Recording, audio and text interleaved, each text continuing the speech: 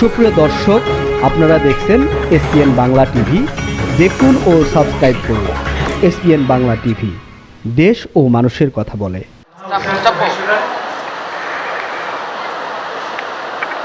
এবং আজকে প্রধানমন্ত্রী তিনি ছিলেন বাংলাদেশে টিকে আসছে যে আমাদের telephone mobile monitoring authority chairman ছিলেন, তথ্য সচিব ছিলেন, একজন সিএসপি অফিসার, জ্ঞানী মানুষ বাংলাদেশে এখন বেঁচে আছেন।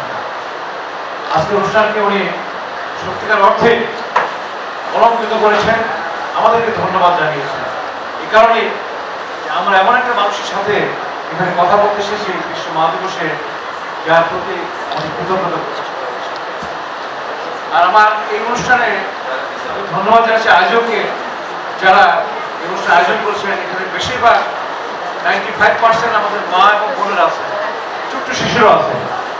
অর্থাৎ মা দিবস অনুষ্ঠানে মা, বোন এবং শিশুদের উপস্থিতি আমাদেরকে উৎসাহিত করেছে, অনুপ্রাণিত করেছে। মা হল এমন একটা জিনিস, জন্ম থেকে মৃত্যু পর্যন্ত যায় আমাদের আশ্রয়স্থল, আমাদের ভরসাস্থল। জন্ম যেদিন হবে সেদিন থেকে শুরু করে যেদিন মারা যাবে একটা মানুষ, ওই দিন পর্যন্ত মা বেঁচে থাকলে তিনি হবেন আমাদের আশ্রয়স্থল, ভরসাস্থল। এই মা, এই শব্দটি সবাইকে আবেগ আপ্লুত করে। এই কারণে করে আল্লাহ পাক যখন হযরত আদমকে সৃষ্টি করলেন, অনেকদিন হযরত আদম একাকিত্ব ভুগতেন বেহেশতের মধ্যে, কি যেন খুঁজে বেড়াতেন। আল্লাহ পাক জানেন ভালো করে। তিনি তখন পাথরের হাত থেকে বিবি হাওয়াকে তৈরি করলেন এবং বিবি হাওয়া তার সাথী হিসেবে বেহেশতে বিচরণ করলেন। পরবর্তী পর্যায়ে আল্লাহ পৃথিবীতে প্রেরণ করলেন এবং পৃথিবীতে আমরা আজকে যে জেনারেশন, আমরা আমাদের বিবি হাওয়া এবং আদমের কারণে পৃথিবীতে আসতে পেরেছি। এবং আমরা জানি, আদমের কথা শুনি সবসময়, বিবি হাওয়ার ইতিহাসটা অনেকে জানি না। এই যে আমাদের জেদ্দা শহরে, সৌদি আরবের জেদ্দা শহরে বিরাট একটা কবরস্থান আছে বিবি হাওয়া। আদমকে যখন পৃথিবীতে পাঠানো হলো, তখন শ্রীলঙ্কার আদম স্টেপস যেটা বলা হয় পাহাড় উপর, সেখান থেকে নেমে আদম কয়েকশো বছর অপেক্ষা করেন তার হওয়ার জন্য। তারপর হাঁটতে হাঁটতে সমুদ্র পার হয়ে বিভিন্ন প্রতিকূলতার মধ্য দিয়ে তিনি সৌদি আরবে গেলেন এবং সৌদি আরবের আরাফাত ময়দানে একটা রহমতের পাহাড় আছে। সেই পাহাড়ে বিবি হাওয়া এবং আদমের সাক্ষাৎ হলো। সেই সময় তারা আল্লাহর কাছে মোনাজাত করলেন, যেটিকে রহমতের পাহাড় বলা হয়। এটা আমাদের সৃষ্টির আদি অবস্থা। তারপর থেকে লক্ষ লক্ষ বছর আমরা পৃথিবীতে আসছি, জেনারেশন আসছে, আমরা চলে গেছে। আমার বাবা আসছে, মা আসছে, আপনার দাদা আসছে, মা আসছে, আসছে, চলে গেছে। কিন্তু মাতৃত্ব হল সবচেয়ে বড় জিনিস, যার কাছে মানুষ দুঃখ পেলেও মা চিৎকার করে বড় ওঠে। কিন্তু অ্যাক্সিডেন্ট করে প্রথম চিৎকারটা করে মা, কারণ মা হল সবচেয়ে আশ্রয়স্থল, ভরসাস্থল সন্তানের কাছে। সন্তান মৃত হয়ে গেল, তার মা তার আশ্রয়স্থল হিসেবে থাকে। এই জন্য মা প্রতি আমাদের রাসূলের যে ভালোবাসা ছিলেন, বিবি আমেনা যখন তার জন্ম দিলেন, তখন তাকে দুধ মাতা হিসেবে হালিমা নিয়ে গেলেন। নবুয়ত পাওয়ার পর যখন বিবি হালিমা আমাদের রাসূল সাহেব আসলেন, তখন চাদর বিছিয়ে গেলেন তার মায়ের জন্য, দুধ মাতার জন্য। এই সম্মানটা করুন। আর মাতৃত্বের সম্মান এটা বিশাল ব্যাপার, এবং আমাদের ইসলামে মাতৃত্বের সম্মানটা খুব বেশি করে দেওয়া হয়েছে। আমাদের মাতৃত্বের বিষয়টা, মহিলাদের বিষয়টা ইসলামের সবচেয়ে বেশি গুরুত্ব দেওয়া হয়েছে, তাদের সম্মান দেওয়া হয়েছে। রাসূলকে জিজ্ঞাসা করে বলেছেন এখানে যে আমাদের মনিজন সাহেব, যে তার পায়ের নিচে থেকে মায়ের পায়ের নিচে, আমরা জানি এটা। অর্থাৎ মা, তাকে সেবা করতে হবে সবার আগে মা, মা এবং মা, তারপরে বাবা। এই যে কথাগুলো বলছেন, এটা আমাদের আমার মা মারা গেছে, সেই মার কথা এখন এই মুহূর্ত মনে পড়ে। মার প্রতি সুনিশ্চিতের সাথে ভেসে ওঠে। যখন আমি অসুস্থ হয়ে পড়ি, যখন আমরা ক্লান্তি, কোনো অবস্থা থাকে, অবসন্ন থাকে, তখন বাবা এবং মায়ের প্রতি আমাদের সামনে এসে দাঁড়ায়, সাহস যোগায়।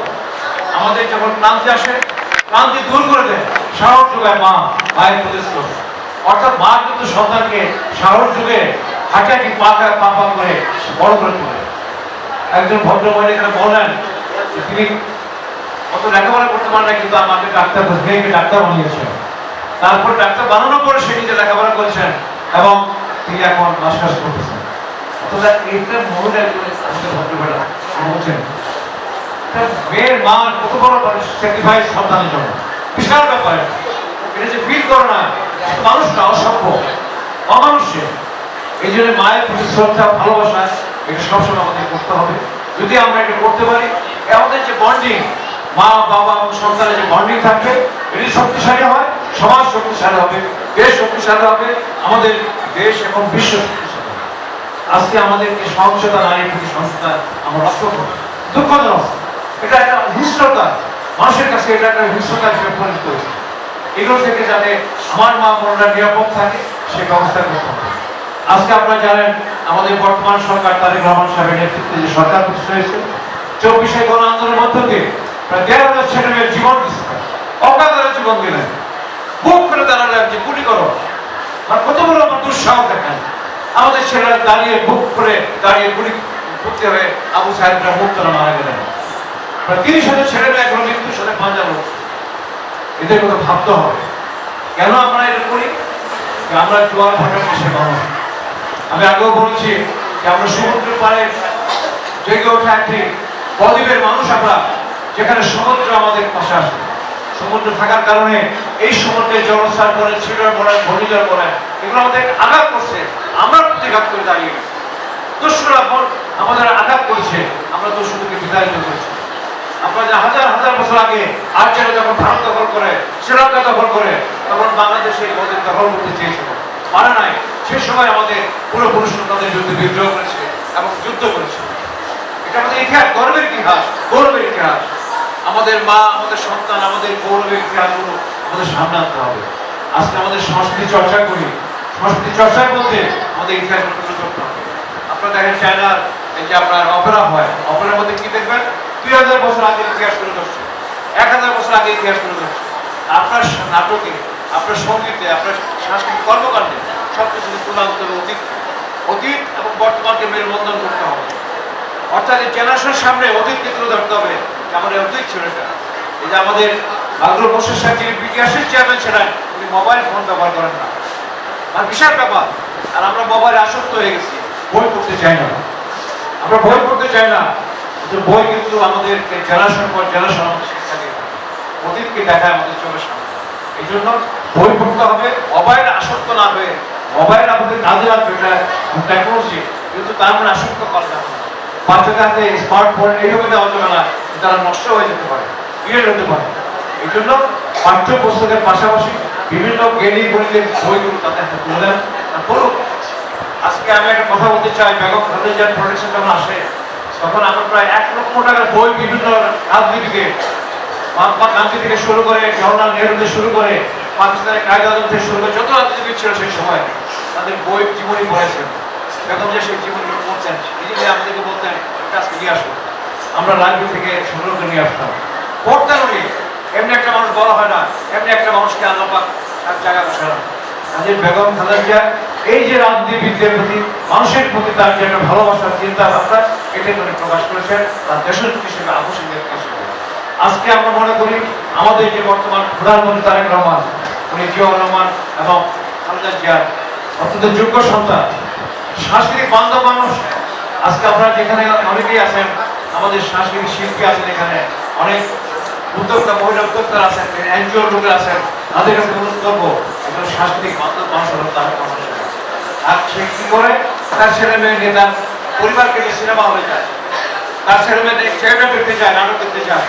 তার মানে কি সাধারণ মানুষের জীবনযাপন যেভাবে হবে সেভাবে সে কাজ করে। এই জিনিসগুলো মাথায় রাখতে হবে।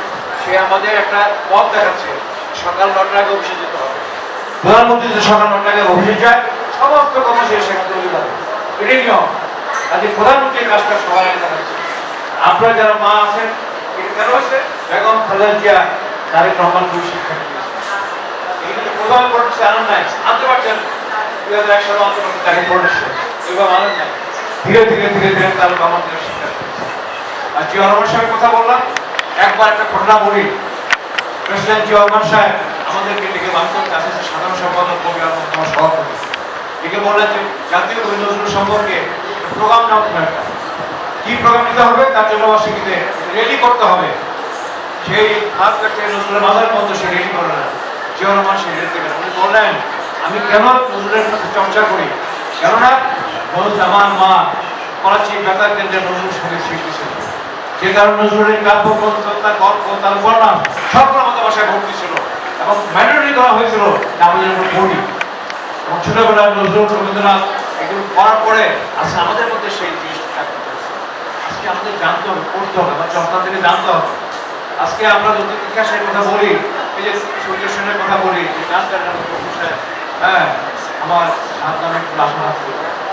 এখন গান না গান, গানটা খুবই গানের না, হাসি মঞ্চে যাওয়ার একটি মাটি রাখে, হাসি মঞ্চে যাচ্ছে সে মা, মানে মৃত্যু এক পর্যন্ত, মৃত্যু মুহূর্তের মতো মাটি মানুষটা ডাকে।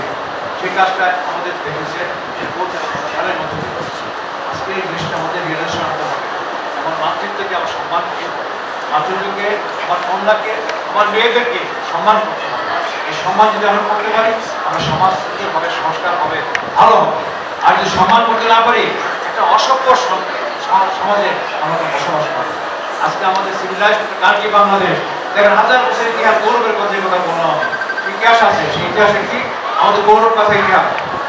ভাষা আন্দোলনের জন্য আমরা রক্ত দিচ্ছিলাম বন্ধুরা, আমার পুরুষের পৃথিবীর ইতিহাসে বিরাট ঘটনা, ভাষার জন্য কেউ রক্ত দেয় না।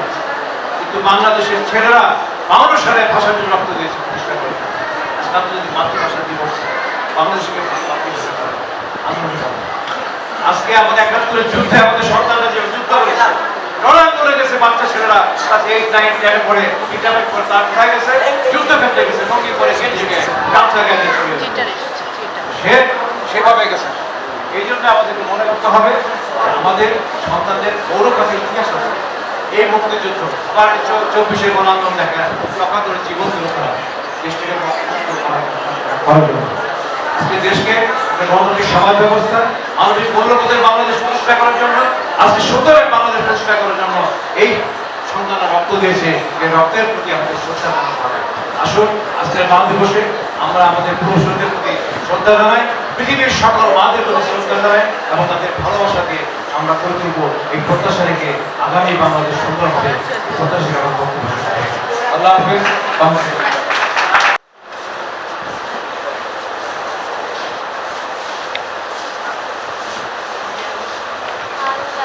বাবু তোমরা কেন দিবে ব্যবহার করো তো আপনারা মাঝখানে আসেন।